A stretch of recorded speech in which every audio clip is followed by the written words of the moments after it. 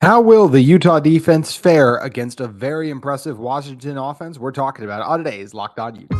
You are Locked On Utes, your daily podcast on the Utah Utes. Part of the Locked On Podcast Network. Your team every day.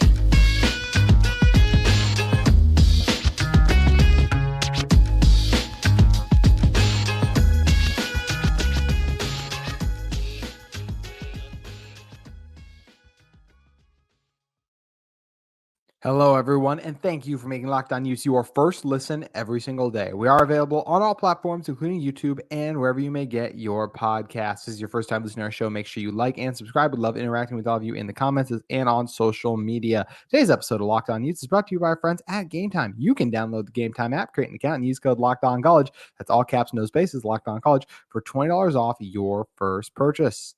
My name is JT Wistrcill, former intern inside the University of Utah Athletic Department. And on today's show, we're talking about the Utah defense matching up against the Washington offense. Also, at the very end, I'm going to close on a quick thing about Utah women's basketball officially starting their season 1-0 as we expected them to do. But, not every women's basketball team started their season 1-0. Cough, cough, LSU. Anyways, so talk about this Washington team. This offense it's really good. Kyle Whittingham even said as much. He said, leading the nation in passing in his press conference. Talked about, even thought this offensive line is the best offensive line they've faced yet, I think more so from a pass blocking standpoint. They're good. They're fine run blocking too, but I think he means in terms of just how well they do a good job protecting Penix. And they do that overall. There were some games where they didn't that we're going to obviously talk about here, but just talking about the Washington offense in general kind of first, and I think what they do really well that does make them hard to stop. And in the second, we'll kind of talk about, how does Utah go about trying to slow down Michael Penix and Kalen DeBoer's really explosive offense. So starting with Washington's offense does start with Penix. I mean, you talk about a guy who's already has over 3,000 yards passing. It's 3,201 to be exact, averaging over 9 yards a throw. He has 26 touchdown passes to 7 interceptions. And, in big games, a lot of those interceptions have come against lesser opponents, which we'll talk about in a second. He's only been sacked 6 times on the season, which is very impressive considering some of the pass rushes like in Oregon they've played too. They haven't played. I do think this will be the best pass rush they've played because I do like Utah's pass rush better than Oregon's pass rush. I don't think that is a hot take. I think it's debatable. Oregon could say they do, but I like what Utah does with Jonah Ellis and all the personnel they have too. So that's where it's going to be a fun matchup. But it just starts with Penix as well and yes, Dylan Johnson does a good job.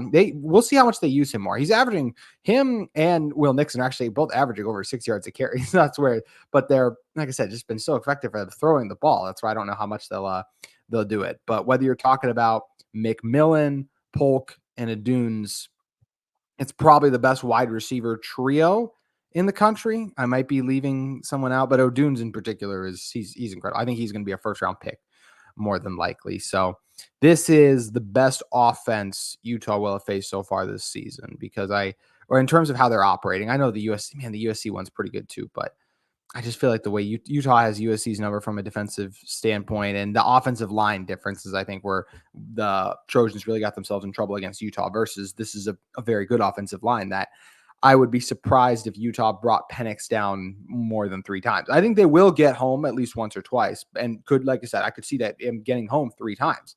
But it's hard to be like, oh, Utah had a 4-sack performance against an offensive line of this caliber. Like I don't really feel comfortable predicting that because he's only been sacked 6 times for a reason on the season for the reason they got guys on that offensive line, I think particularly left tackle, who are more than likely going to be playing in the NFL in the very near future. This is another thing they're the 5th best team in college football right now, according to the college football playoff rankings.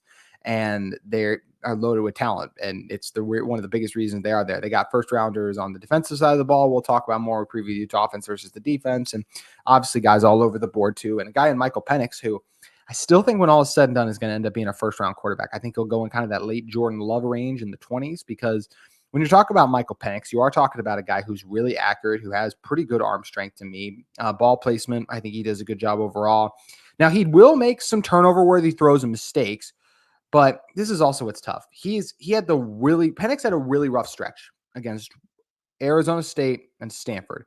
Against Arizona State, who Utah just shellacked, for lack of a better word, you saw that a Washington team that what they did was they only scored 15 points against them, and their only touchdown was defensive. It was a pick 6. That's where it's like, how did that happen? And then You look at the Stanford game, they kind of had to win in a shootout, 42-33. So that's where it's like, wait, what's the deal with the Washington offense? Well, diving into it a little bit more and listening to stuff and checking out Locked On Huskies, who those guys do a great job. We're going to do a crossover with them later in the week. They did talk about there were some flu issues there. And I think another thing those guys did a good job hitting on, which is absolutely true. It's just like, middle of the season, you beat Oregon, like you're playing a lesser team, like the focus might not always be there exactly as it hoped. If Utah had beaten Oregon, I guarantee you the Arizona State game would have been closer. I don't see how Utah would have still won 55-3 because I think that you just see that in general. Let's look back at last year. Utah beat a Washington State team. Arizona and Stanford come into Rice-Eccles Stadium where Utah doesn't lose outside of the loss to Oregon. Now, still weird that we have to stop talking about the home winning streak, not to bring up painful memories, but it's been something that's been in place for so long. Anyways, and Utah would start slow against Arizona and Stanford. Then they'd round into form and make things happen. And in some ways, they started a little slow against Arizona State, but that was more so due to the big return they allowed than anything else. Offensively and defensively, they started really good. It was just that big return that kind of threw it off a little bit, made like the games could be a little closer because of the energy and excitement they generated from that play. But yeah, either way, I just felt like that was an off game. Looking at the Stanford game, or excuse me, the Arizona State game in particular, they had really uncharacteristic turnovers. Like I've watched a lot of Washington this season. Those were kind of aberrations. Like think about what they did against Oregon and USC. Like they didn't make those mistakes against those teams. And Utah has everyone's respect in the Pac-12 for being the back-to-back Pac-12 champions, for having the guys like guy like Coach Whittingham, who, is a proven winner, the talent they have in the trenches. Like Utah gets everyone's respect. No one's overlooking Utah. And I think they're going to get this Washington team's best coming up Saturday. And I do expect Penix to play really well. He's accurate at all three levels of the field too, and just does a good job putting his players in position to go up and make plays. And those guys can win in those one-on-one situations.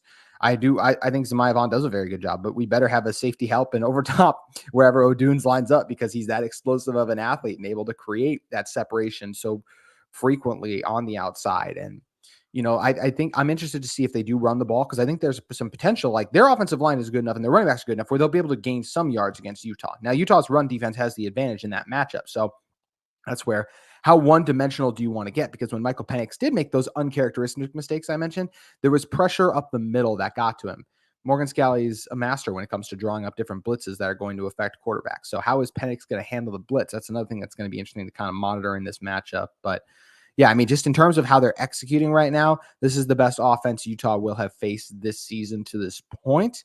And they're in for a tough test traveling out to one of the best stadiums in college football out in Husky Stadium. But I'm excited because you want to be the best, you got to beat the best. And that's what Utah has another opportunity to do. They already beat Caleb Williams, who I still think is going to be the first overall pick in the NFL draft. And they got another chance here to beat another guy who could be a first round pick in Michael Penix. And there's a lot of talented playmakers on this Washington offense. So it's going to be a good test for Utah. But that means we've just talked about how talented everyone is. How is Utah going to go about trying to slow all of those talented playmakers down? That's what we're going to be diving into in one moment. But first, I want to talk to you guys about our friends at FanDuel Sportsbook. Score early this NFL season with FanDuel, America's #1 sportsbook. Right now, new customers can get $150 in bonus bets with any winning $5 moneyline bet. That's $150 if your team wins. If you've been thinking about joining FanDuel, there's no better time to get in on the action. The app is easy to use. There's a wide range of betting options, including the spreads, player props, over-unders, and more. So you can visit FanDuel.com/LockedOnCollege and kick off the NFL season. And FanDuel is an official partner of the NFL, but obviously lots of great college lines that you guys can head over and get in at. When we're looking at the game, Utah taking on USC, I think it's going to be a good one. And look, Washington's favored by 9.5. Totally understand that. It's still early in the week. I like Utah to cover. I know I say that almost every week, but like, think about how well the Utah defense is playing right now. And yes, I know the Oregon game happened, but to me, the Oregon game was so much of just, the game plan, Bo Nix, everything all was tilted into one, and just, them coming off the loss to Washington not long after. This is a Huskies team that is in a different position. Like they continue to find ways to win, give them credit for that, but they're also just not winning as convincingly. So that's why if you ask anyone right now, if you ask me who's the best team in the Pac-12, I would tell you Oregon right now. I think Oregon looks better, and part of that is the defense overall. So, and as good as I think Penix and offense are, some of the mistakes they've made in those bad games does leave me a little concerned. So I just like Kyle. I don't like to bet against Kyle Whittingham when it comes to covering. So I would take Utah to cover. I'm not going to take him to outright win as of right now. Maybe by the end of the week, I will have talked myself into that as I break this game down more. But yeah, once again, just make sure you guys head over to FanDuel and look at those odds they got on the game because I like Utah as of right now. All righty, coming back into this one, let's talk about just can the Utah defense slow down Michael Penix? The answer to this is yes, but it's not going to be easy because of the things we just listed. The main way you do it to me is you do get pressure on him, and not even as much like a Jonah Ellis or a Connor O'Toole. You need Samote Pepa, Junior Tafuna, a Keanu Tanuvasa to get home a couple times to me if you want to win this one if you're Utah. And I think they're capable of doing that. Also getting some blitzes going. If you get Tafuna taking on a double team, I want Demooney coming up on a blitz. Bring Cole Bishop in. Let him blitz up the middle. Those A-gap blitzes and that interior pressure is going to be big in Utah's potential ability to earn the upset against the Huskies. I think that's the biggest thing is this team wants to throw the ball. So you're not going to pack the box. And I think there's a chance Washington gets over 100 yards rushing in this game, but Utah's held a lot of other teams under 100 yards on the season. So I could definitely see them doing the same. I think that'll be a good back and forth battle. Once again, the front seven for Utah versus the offensive line of the Huskies. I think that's one running the ball wise where Utah will win that advantage. But the Huskies, I'm sure, will get some first downs and make some plays running the ball, just like USC did. But the main thing you got to worry about is stopping the passing attack. And in order to do that, you're going to want a six-man box. I don't think you'll be able to. This isn't a game where Sione Vaki and one of Sione Vaki or Cole Bishop's going to be in the box. I think that's where we're always going to see Utah playing with two deep safeties because you don't want to give those big deep plays, and that's something Utah has given up frequently on the season because they do trust their corners on the outside and they'll get beat deep maybe, but then they come back the next play, and then Utah's held teams to a field goal or a 3-and-out. We've just seen that so many times this season because of how good this Utah defense is overall. So once again, just excited for the opportunity Utah has to play an elite offense like this. I believe this is a championship caliber defense that the Utah Utes have on their team. Now, we know the offense's issues have prevented them from trying to be a championship caliber team just in general, but they did not play their best against Oregon. I'm curious to see how they'll look against Washington. I think that they are going to execute well in this game. I think they'll be ready, coming with a strong game plan, be prepared to get pressure on Penix. And I do like Utah's corners. Look, if you're looking for the advantage, like Washington's receivers are better than Utah's corners, but Utah's corners are amongst the best in the Pac-12, maybe the best for any school. Washington is the best receivers in the Pac-12. So it's still best on best in a way. Yes, Washington is like best of the best in terms of like they're one of the three best in the nation and maybe the best receiving core, as I highlighted earlier. And Utah, I don't know where the Utah defensive backs would rank like nationally, but I don't think they're one of the three best, I would say, overall, especially corners on the outside. I think the safety duo, I could make an argument for that. So yeah, curious to see how Utah does holding up on the back end, but lots of different creative things Morgan Scalley's going to do. He's coming off a great game plan against the Arizona State Sun Devils and has a lot of games to look into. Okay, what did Stanford do? What did Arizona State do? Like, yeah, there were some turnovers and stuff involved, but there weren't turnovers every single drive. So what happened in those games? Oregon, in a lot of ways, should have won their game against Huskies. So what did the Ducks do well that I can take and kind of incorporate and make happen, as well as just things in general that you've seen just watching the Ducks, and you know that Oregon does well Washington does well in general. That's where I'm very curious to see what Utah comes out with. But I do think Utah is capable of slowing down Michael Penix. He had an interception against Arizona State where that interior pressure came up and he just threw it in the air. So if you get pressure on him, if Utah could drive early, if Utah could get the ball first, score early, maybe they have a 3-and-out, and then Utah like drives down, has to settle for a field goal or another touchdown, but Utah's up by 2 scores all of a sudden. That's where I think you could see Penix maybe force some stuff. It's not the likeliest outcome, but neither is a Utah victory. So that's where you kind of need some of this stuff to go your way. And it has happened at points on the season as a highlighter where Penix has turned the ball over. They haven't been able to really get the ground going in a lot of key moments too. And even though I think they'll have some success just with the level their offensive line is, I think that there will be drives where they're in third and long frequently because the Utah defensive line will force a tackle for loss, or they'll only allow a 1-yard gain. Things that they always do as well. So yeah, Utah just needs to be locked in on those receivers on the outside. Can't give Penix too much time to work with and throw, and make sure he can't uncork that, that big play potential that this Washington offense has. So that's where I'm very curious to see what Utah does defensively in this one, but I have faith in them. I really do. I think this is one where we could very well see Utah have themselves a really good game defensively, and I think they're going to give themselves a chance to get the upset. I'm not going to say they'll do it, but as of right now, I think the defense will play well enough to give them a chance. We're going to be talking about on tomorrow's show the the Washington offense. If you couldn't tell, I watched the Oregon-Washington game to help prepare me for this podcast a little bit, as well as the Stanford game and some of the Arizona State game too. All those games kind of packed into one, and the USC game, of course. Well, what a crazy game that was this past weekend.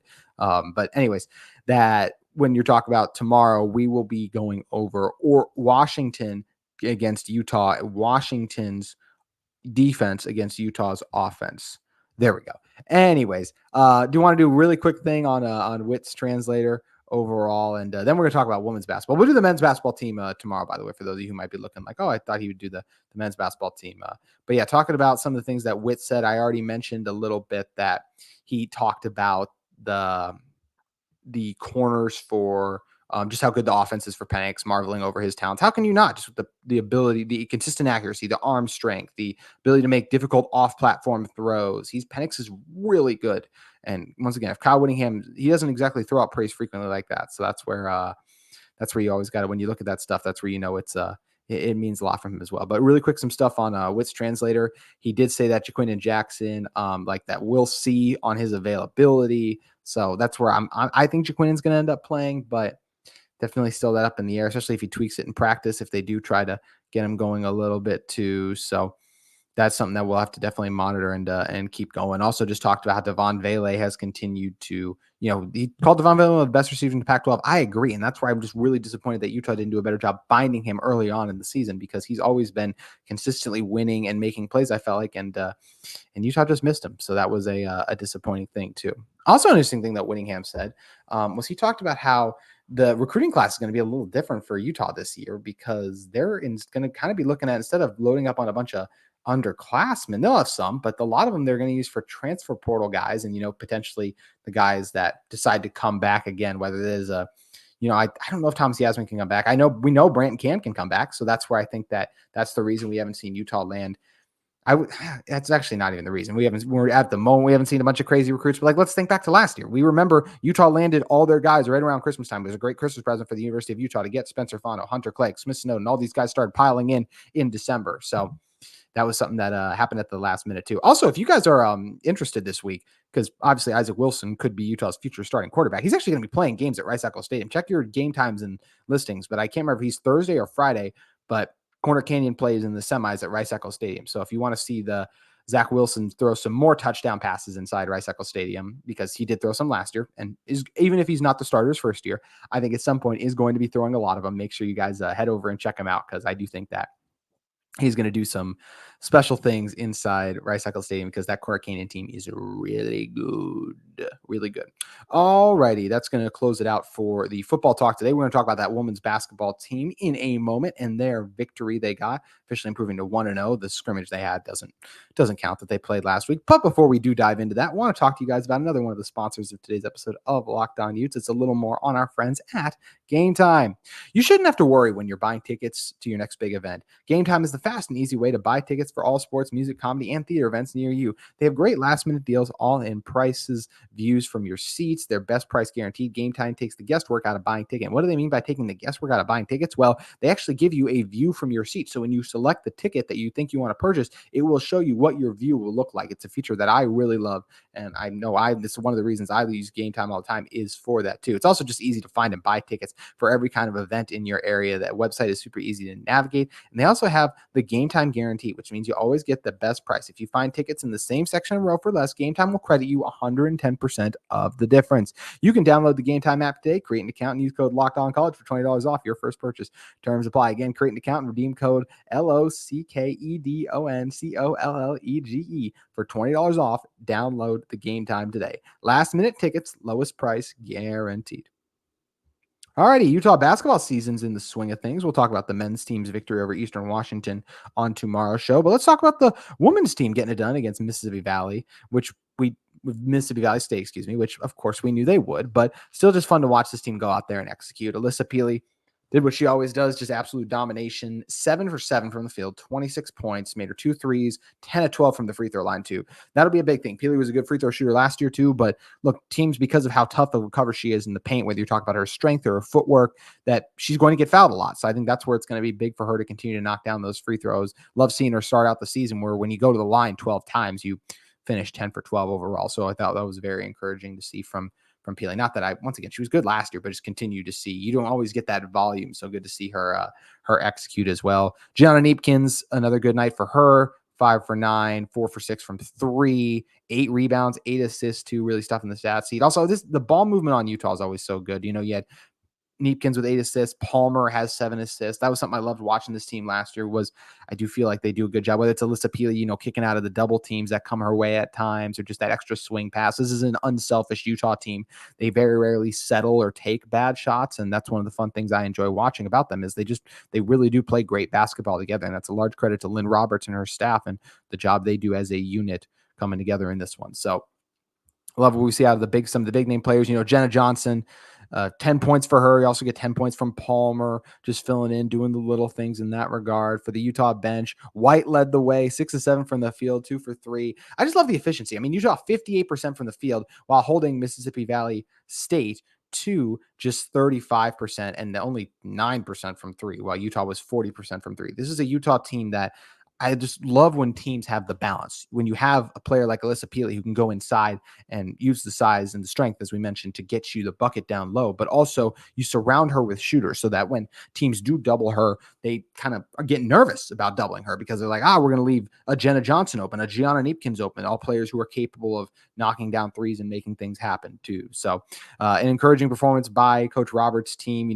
They scored over 20 in all 4 quarters and had 30 in the final one as well, just for that final initial push of separation too. So yeah, just continue to be excited about the opportunity that the Utah women's basketball team has in front of. There are so many players on this team where, like, if one has an off night, one is going to be ready to pick up the slack. Like, Jenna Johnson wasn't off last night. Her efficiency was really good, but only got 8 shots off, right? Versus because you have all these other players who are everyone in the starting lineup took over 6 shots last night. There was a lot of ball, just even Peely 7 for 7. You just have so many really good players. There's a reason this team's in the top 5, right? That's where for Utah, it's just nice that you have, if Jenna's not giving you 15, you have Peely who can give you 26, Neepkins who can give 18, Jenna can go off, Kennedy McQueen, we've seen do things. We already mentioned Palmer. Deja Young is someone, the energy and the spark she provides off the bench, although not an extreme scorer always. Izzy, White. There's so many players on this team that are capable of scoring at a high level. That's where even if some have an off night, I think Coach Lynne Roberts is still going to be able to put and mix and match a combination on the floor that's going to be able to produce points for the Utah women's basketball team. So great to see them get a win. And I saw 3,000 people at the Huntsman crowd as well. So I would imagine that was more than they had last year as well. So make sure you guys continue to go out and support the Utah women's basketball team, because one of the best in college basketball, in college women's basketball, resides in Salt Lake, which is pretty awesome. So make sure you guys continue to check them out. And as I mentioned, we'll talk about the men's team tomorrow in the last segment of tomorrow's show. But mainly tomorrow's show will be focused on the Utah offense taking on that Washington defense. We look forward to breaking that down with you on tomorrow's Locked On Utes. We'll see you then.